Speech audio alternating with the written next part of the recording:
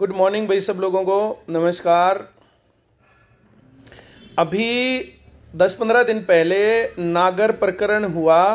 HSSC, HPSC और Haryana board के पेपरों में पैसे लेकर के पास करवाता था। एचसीएस की भर्तियां, अभी हरियाणा पुलिस की भर्तियां, हरियाणा कांस्टेबल की, हरियाणा एसआई फीमेल की और हरियाणा फीमेल कांस्टेबल की भर्तियां अभी प्रोसेस में चल रही हैं। इन भर्तियों के साथ डेंटल डिपार्टमेंट में उस आदमी ने नौकरी लगवाने के लिए पैसे ले रखे थे। एचएसएससी एचपीएससी के हेड ऑफिस में करोड़ों रुपए मिले, उसके साथ उसके घर पर रुपए मिले। तो क्या ये प्रकरण छोटा सा है या बहुत बड़ा प्रकरण है? बात ये है, इस बात के लिए हम लोगों ने 10-12-15 दिन वेट किया कि सरकार क्या काम करती है। जिस प्रकार से ये धांधलेबाजी पहले भी हुई है, उसी प्रकार से धांधलेबाजी ये भी पकड़ी गई है और अलग अलग प्रकार से गलत आदमियों को सरकार इसमें घुसाती रहती है। कभी पेपर लीक होता है, कभी पेपर जो है आउट होता है। अब हमें तो पता नहीं लीक और आउट क्या जो है वो बना रखा है, लेकिन लीक हो या आउट हो दोनों एक ही चीज है। उसके बाद कभी सीटर बैठे मिलते हैं, कहीं जो पर जो है ये अब जो है जैसे नागर प्रकरण जो है, अब इससे आगे क्या कहना रह जाता है और क्या जो कसर रह गई। एसआई के अंदर, हरियाणा पुलिस एसआई के अंदर अगर 400 आदमी है टोटल सीट, तो 400 में से उसने 200-300 आदमी नहीं लगवा दिए होंगे। इसका क्या कहोगे? आईसीएस से कुछ बच्चे सिलेक्ट होते हैं, कुछ बच्चों ने हमें फोटो दे दिए, तो कुछ बच्चों ने फोटो देने के बाद जो है ये 10%, 20%, 30%, कितने परसेंट फेयर सिलेक्शन हुआ और हम लोग भी ढिंडोरा पीटते रहे और बाकी लोग भी पीटते रहे और बाकी लोग जो है जो इस प्रकार से बैकडोर एंट्री से लग जाते हैं। इसके ऊपर कल हमारी रोहतक में मीटिंग हुई थी, रोहतक में बातचीत हुई थी, उसमें कई लोग आए थे। उसमें श्वेता ढुल मैडम भी आई थी, उसके अंदर कृष्ण मोहन भी आया था, जीके भाई दीवान सर, जीके भाई बीके और जीके भाई प्रदीप सर, इसमें कुछ लोग आए थे। अब मैं सभी लोगों के नाम नहीं जानता हूं, माफ करना भाई जिन लोगों को मैं नाम नहीं जानता हूं, लेकिन बहुत सारे लोग वहां पर आए थे और वहां पर डिस्कशन हुआ था। इस बात पर 100% एग्रीड कौन नहीं है कि भाई नागर ने पैसे लिए? इस बात से कौन मना कर सकता है कि नागर ने पैसे लेकर के बैकडोर एंट्री से लोगों को लगवाया? अब जब ये प्रकरण सामने आया है, तो ये प्रकरण सामने आने के बाद शांति से बैठना चाहिए या इसके ऊपर आवाज उठाई जानी चाहिए? एसआई की 400 भर्तियां हैं और 200-300 आदमी इसने गलत तरीके से लगवा दिए होंगे, तो उन बच्चों का रोना बिल्कुल जायज है ना, जो लोग लगातार रो रहे हैं। देखो 26 तारीख और 13 तारीख वाले मसले के ऊपर मैं बिल्कुल सहमत नहीं हूं। वो तो चलो भाई मामला जो भी था, नॉर्मलाइजेशन के मसले से भी मुझे दिक्कत नहीं, चलो जो भी था, लेकिन नागर प्रकरण के बाद आप लोग कैसे कह सकते हो कि भर्तियां फेयर हैं और उस मामले को जो ना पकड़ा नहीं गया।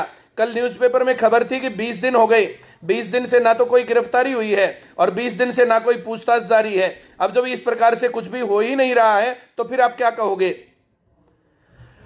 इस प्रकार के भर्ती घोटालों के ऊपर ऐसे ही मिट्टी डलती रहेगी अगर तुम लोग चुपचाप रहोगे तो। भाई तुम लोगों ने बच्चों साथ दिया था, तब जो है ये फेयर सिलेक्शन की बात आई थी और ये फेयर सिलेक्शन इस दूसरी टर्म में इस पर जो है संशय है, लगातार बातचीत जारी है।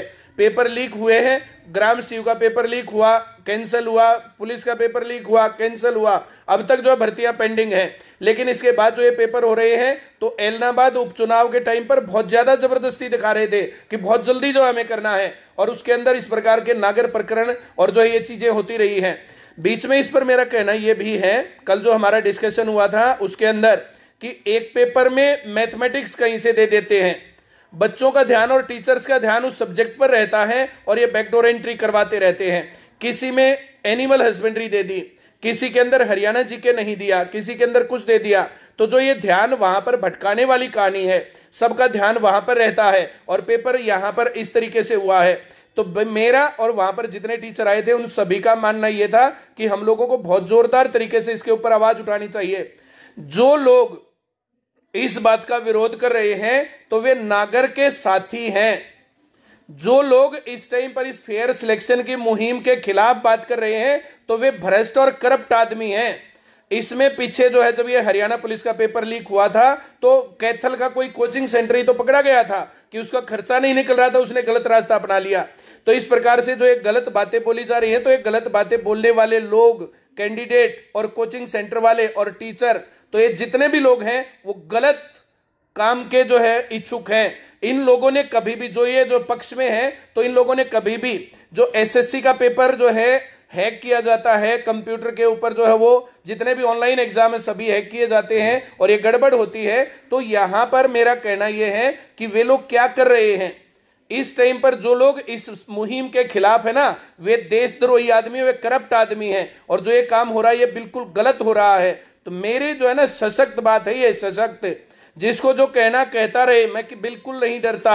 आप लोग ट्रोल करना चाहो बिल्कुल कर सकते हो ट्रोल, मुझे इस बात से कोई लेना देना नहीं है। ये जो टर्मिनेट हो गया वो आदमी, इससे पहले जो प्राइवेट एजेंसी थी, प्राइवेट एजेंसी को ब्लैकलिस्ट कर दिया, प्राइवेट एजेंसी को ब्लैकलिस्ट कर दिया। प्राइवेट एजेंसी ने जो पेपर लेकर के लोगों को लगाया, वे कहां जाएंगे भाई?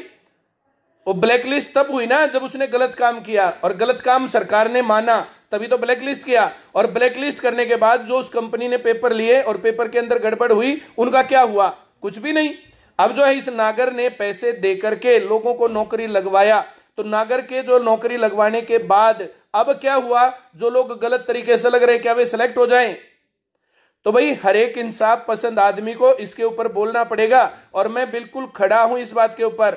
और 10 तारीख को पूरे हरियाणा में बहुत जोरदार प्रदर्शन होगा। जिस आदमी से रोका जा सकता हो रोक लेना भाई। ये हम गलत के खिलाफ पहले भी लड़े हैं और आगे भी लड़ेंगे।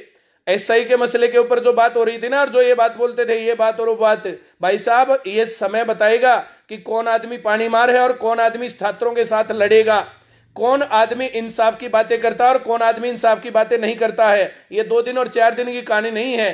किसी भी आदमी के बारे में गलत बातें बोलना और फैलाना 1 मिनट का काम है। अगर आप किसी की बराबरी नहीं कर सकते तो उसकी बदनामी शुरू कर दो। भाई साहब सभी बच्चे इस बात पर एग्री हैं, सभी टीचर्स इस बात पर एग्री है, और पूरे हरियाणा के अंदर जो इंसाफ पसंद आदमी है और जो इन कामों से बचना चाहते हैं, तो उन्हें इस काम में आगे आना होगा। और जो लोग नहीं आएंगे तो उनके बारे में बोला जाएगा, भाई साहब वे आदमी चाहते ही नहीं कि फेयर सिलेक्शन हो, वे आदमी खर्ची पर्ची के इच्छुक हैं, वे नागर के रिश्तेदार हैं, और वे कहीं ना कहीं जोड़ जुगाड़ करके कभी दूसरे को सीटिंग करवाते हैं, कभी दूसरे आदमी को बैठाते हैं, कभी कुछ करते हैं। ये बेहद गलत है और मैं हर एक काम के, गलत काम के खिलाफ खड़ा मिलूंगा, इस बात को सभी लोग जानते हैं। तो भाई साहब 10 तारीख को प्रदर्शन हो रहा बहुत जोरदार तरीके से। चाहे तुम लोग बड़े बड़े लेटर लिख लो, चाहे छोटे छोटे लेटर लिख लो, तुम्हारे जैसे लोगों की बिल्कुल ना नमस्ते चाहिए और ना तुम्हारे जैसे लोगों से हम लोगों को वो चाहिए इज्जत, बिल्कुल नहीं चाहिए भाई साहब इज्जत।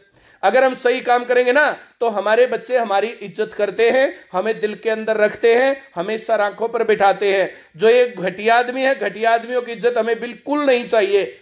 दोनों टाइप के लोग अगर जो है ना आपकी इज्जत कर रहे हैं, घटिया आदमी भी और सही आदमी भी, मतलब आपकी बात में कहीं ना कहीं दिक्कत है। भाई साहब कभी गलत को गलत कहा नहीं तो आपके दुश्मन कहां से होंगे?